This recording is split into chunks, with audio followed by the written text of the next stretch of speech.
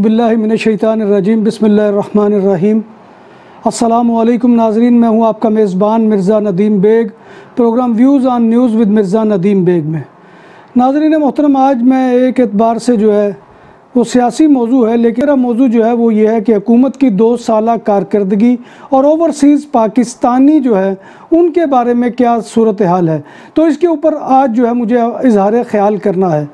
नाज़रीन मोहतरम, इससे पहले कि मैं अपने मौजू की तरफ आऊँ, आपसे गुजारिश करना है कि आप हमारे चैनल BBC अपडेट TV को सब्सक्राइब करें, इसके बेल आइकॉन के बटन को दबाएं ताकि आपको हमारी नई वीडियो का बर वक्त नोटिफिकेशन मिल सके,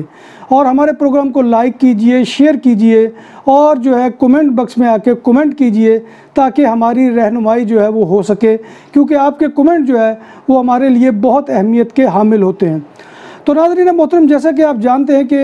हुकूमत ने 2 साला कारकर्दगी दिखाई है और मुख्तलिफ़ एतबारात से उसके ऊपर जो है वो बहस हुई है, लेकिन मुझे सिर्फ फोकस करना है, मुझे ना माशी एतबार से देखना है, ना सियासी एतबार से देखना है, ना किसी और एतबार से। मुझे फोकस जो है वो सिर्फ़ और सिर्फ ये करना है कि ओवरसीज़ पाकिस्तानियों के हवाले से हुकूमत पाकिस्तान ने इन 2 साला जो है कारकर्दगी के दौरान क्या करके दिखाया है, क्योंकि हुकूमत जो है वो बेशुमार हुकूमतें आई पाकिस्तान में और सब हुकूमतों ने ओवरसीज़ पाकिस्तानियों के बारे में जो है वो नेक जज्बात का इजहार किया, लेकिन सबसे ज़्यादा जो है ओवरसीज़ पाकिस्तानियों के बारे में जो तवक्कुआत थी और ओवरसीज़ पाकिस्तानियों को जो सबसे ज़्यादा अहमियत देने का जो है वो मामला वो हमारी इस हुकूमत का था, जो कि इमरान खान साहब की क़यादत में इस वक्त पाकिस्तान के अंदर कायम है। तो नाज़रीन मोहतरम, आइए अब मौजू की तरफ आते हैं। इसमें कोई शक नहीं है कि ओवरसीज़ पाकिस्तानी जो है वो पाकिस्तान के लिए कीमती सरमाया है, और इस बात का जो है वो इजहार इमरान खान साहब अपनी इंतखाबी मुहिम के दौरान भी करते थे, और ओवरसीज़ पाकिस्तानियों को जो है वो उनके हकूक़ दिलवाने के लिए सबसे ज़्यादा नारा जो है वो इन्होंने लगाया। और आपने देखा होगा कि जो भी पाकिस्तान में हुकूमत आई वो पाकिस्तानियों की तारीफ में बड़ी रितबुल लिसान रही, यानी उसकी बड़ी मीठी ज़ुबान रही। लेकिन दूसरी तरफ हकीकत यह है कि इन्हीं हुकूमतों ने इस कीमती असासे और जो मुल्की सफ़ीर हैं जो वो दयारे गैर के अंदर हैं, उनकी ज़िंदगी जो है वो गैर ज़रूरी पाबंदियों की वजह से अजीरन बना रखी है। आप इसी हमारी गवर्नमेंट का जायज़ा लें तो इन्होंने जो आते ही वो हमारे यहाँ जो मोबाइल पाकिस्तान में अपने अजीज़ व अकारब को लेकर जाकर देने की एक रवायत थी, उसके ऊपर जो है वो टैक्स लगा दिया, और उसकी वजह से जो है पाकिस्तानियों को जो है वो बहुत बड़ा जो है वो नुकसान हुआ, और पाकिस्तानियों की ज़िंदगी जो है इस वजह से अजीरन बन गई। और पाकिस्तानी जो है वो एयरपोर्टों के ऊपर जो है वो अपना सामान खुलवा कर, या अगर कोई मोबाइल ले भी गया है तो वो रजिस्टर्ड नहीं हुआ, उतनी उसकी कीमत नहीं होती थी कि जितना वो वहाँ पर जो है अदारे उससे टैक्स जो है वो मालूम करते थे, टैक्स तलब करते थे। इसी तरह से आप देख लें कि हमारे जो है वो अक्सर पाकिस्तानी जब एयरपोर्ट्स के ऊपर कदम रखते हैं तो वहाँ पर जो है वो इमिग्रेशन हुक्काम से लेकर FIA के एहलकार जो है उनके साथ जो सलूक करते हैं वो किसी से भी जो है वो जो है ढका छुपा नहीं है, हर एक के सामने नुमाया है कि वहाँ पर जिस तरह से ओवरसीज़ पाकिस्तानियों को ज़लील और रुसवा किया जाता है।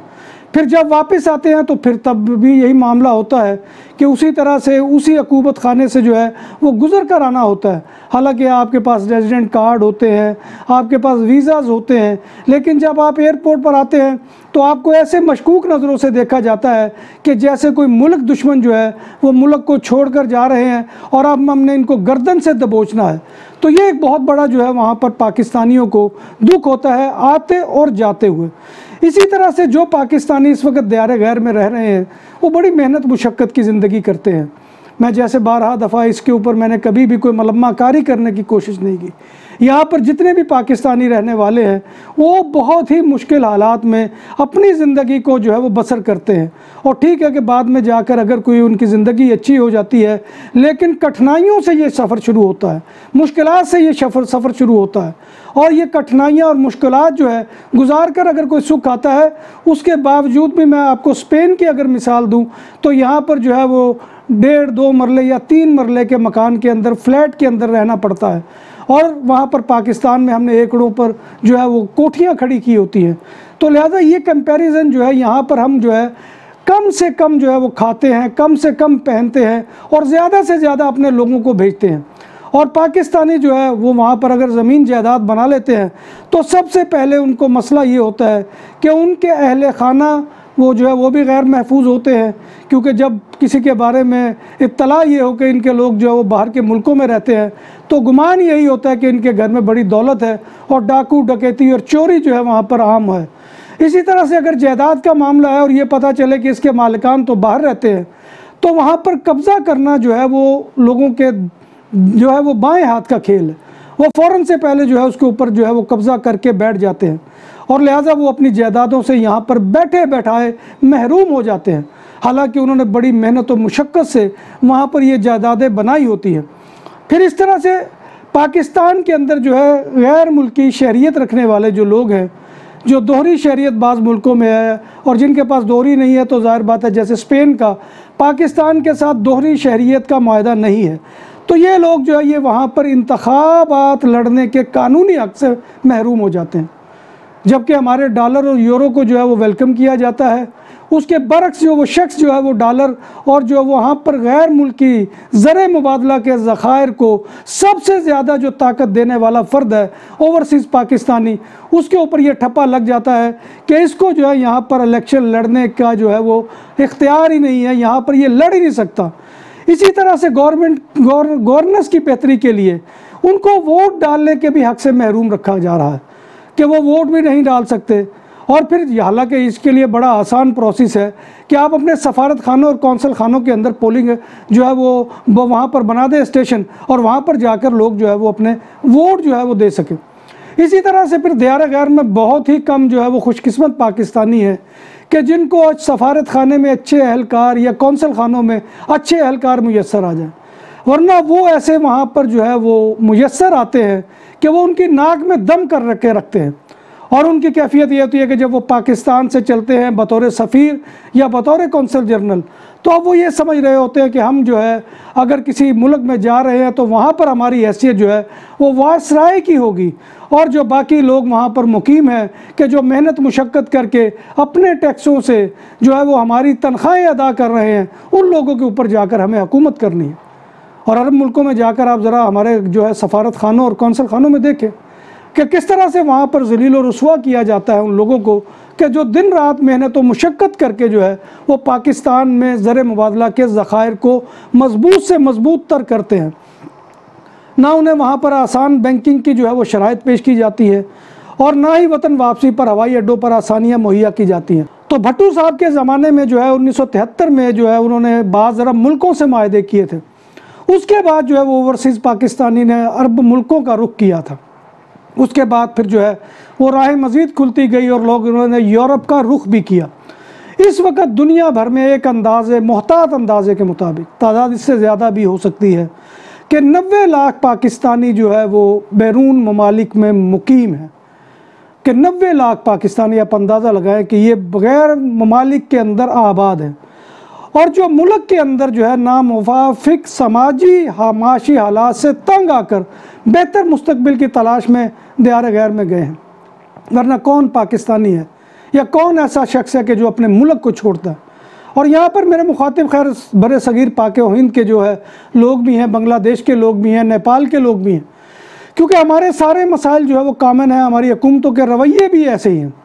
बल्कि हम लोग तो यहाँ पर फिर जो है वो अपना पासपोर्ट और जो दीगर मामलात हैं वो आसानी से करवा लेते हैं। हमारे जो इंडियन दोस्त हैं उनके लिए तो यहाँ पर बहुत मुशक्क़त होती है, क्योंकि यहाँ पर जिस तरह से सफारत खानों और कौंसल खानों में उनके ऊपर पाबंदियाँ, उनको तसव्वुर करते हुए भी दांतों पसीना आता है। तो मैंने ये बताया कि 90 लाख पाकिस्तानी इस वक्त जो है वो दियार गैर में रहने पर मजबूर हैं और इनमें से खलीजी और अरब रियासतों और मशरक़ी एशिया, अमेरिका और यूरोपीय ममालिक में ज़्यादातर रहते हैं।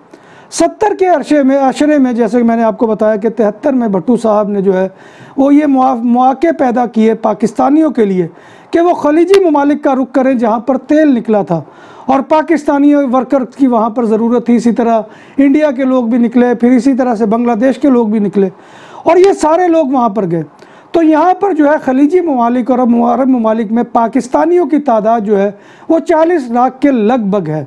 इसके बाद यूरोप का नंबर आता है कि जहाँ पर अंदाज़ा है कि 15 लाख पाकिस्तानी आबाद हैं। लेकिन जैसे कि मैंने आपको कहा कि ये आदादो शुमार जो है ये पीछे तो नहीं आ सकते, आगे ज़रूर जा सकते हैं। लिहाजा ये है। और 11,70,000 कहा जाता है कि बरतानिया में मुकीम है, 21,891 जो है वो आयरलैंड के अंदर मुकीम है, 2,15,000 जो है 15,000 से ज़ायद जो है वो कनाडा के अंदर मुकीम है, 61,913 ऑस्ट्रेलिया में और 5,09,163 जो है वो अमेरिका में मुकीम है। ये सरकारी आदाद शुमार है, लेकिन जैसे कि मैं 12 दफ़ा अर्ज़ कर रहा हूँ कि ये सारे जो है ये आगे पीछे हो सकता है। स्टेट बैंक की जो रिपोर्ट है उसके मुताबिक तरसीलात ज़र जो है वो भेजने का सबसे बड़ा ज़रिया जो है वो ओवरसीज़ पाकिस्तानी है। एक बहुत बड़ी रकम है कि जो पाकिस्तानियों ने भेजी, लेकिन इसमें सबसे ज़्यादा जो स्कोर है पैसे भेजने का वो खलीजी ममालिक के लोगों का है कि जो इस वक्त वहाँ पर कोरोना वायरस के बाद जो है बहुत अबतर ज़िंदगी जो है वो बसर कर रहे हैं। यहाँ पर जो सबसे बड़ा मसला मैं पाकिस्तानी हुकूमत के सामने रखना चाहता हूँ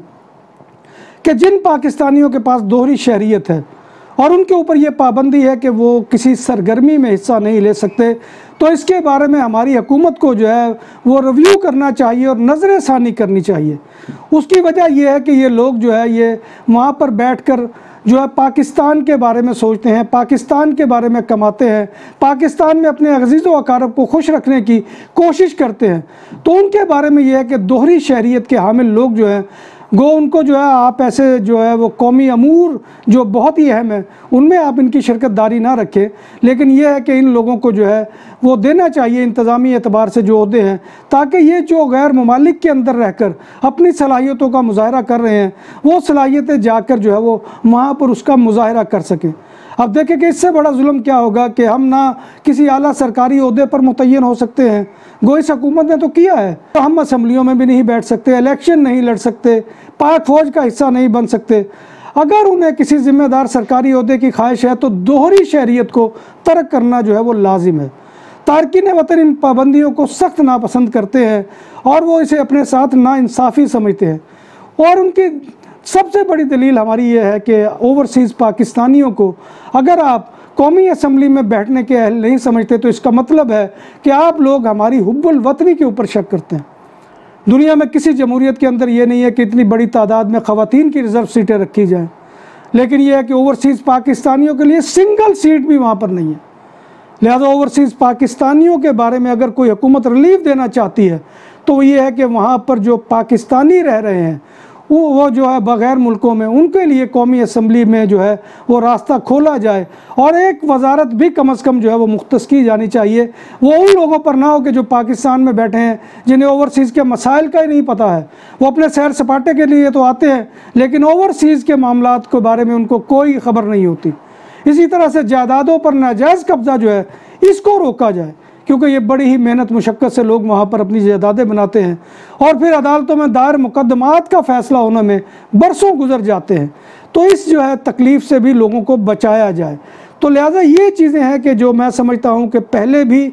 जो हुकूमतें थी उनके दौर में भी होती रही, और फिर जब हम जो है वो अपने मुल्कों को जाते हैं तो एयरपोर्ट्स के ऊपर जो हमारी तज़लील होती है और वो अभी तक जारी है। पाकिस्तान में कई लोग जो है वो कोविड-19 की वजह से फंस गए। हुकूमत को चाहिए था कि वो खुद इनिशिएटिव लेती और ऐसे लोगों के लिए राहें खोलती, लेकिन वहाँ पर FIA का अमला और दीगर जो है वो इमिग्रेशन के हुक्काम जो है वो उन्हें तंग कर रहे हैं नाजायज़ तौर पर।